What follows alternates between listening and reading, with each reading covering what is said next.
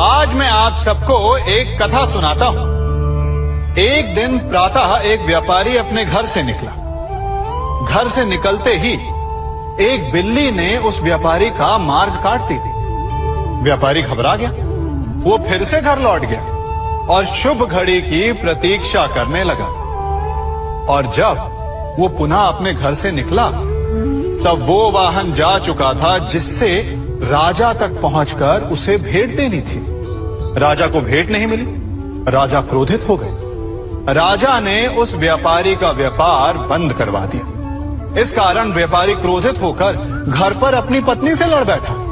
पत्नी अपने बच्चों समेत मैके वापस चली गई और उस व्यापारी के जीवन में यदि कुछ रह गया था तो केवल अंधकार। और इन सब का कारण वो उस बिल्ली को मानता रहा जिसने उसका मार्ग काटा था।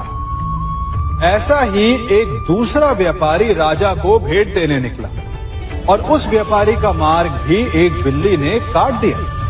वो व्यापारी तनिक घबराया, परंतु उसने आगे बढ़ना अधिक उचित समझा। राजा तक वो समय पर पहुंचा। उसने राजा को भेंट दी। राजा प्रसन्न हुए और राजा ने व्यापारी को अपना व्यापार बढ़ाने की अनुमति दी, स्वर्ण आभूषण दी। जब व्यापारी घर पर पहुंचा तो पत्नी को आभूषण और अपने बच्चों को देने के लिए वस्त्र थे उसके पास। हर ओर प्रसन्नता थी। समझ रहे हैं ना? दोनों के साथ एक ही प्रकार की घटना हुई, परंतु दोनों की प्रतिक्रिया भिन्न थी। ऐसा ही हमारा जीवन भी है।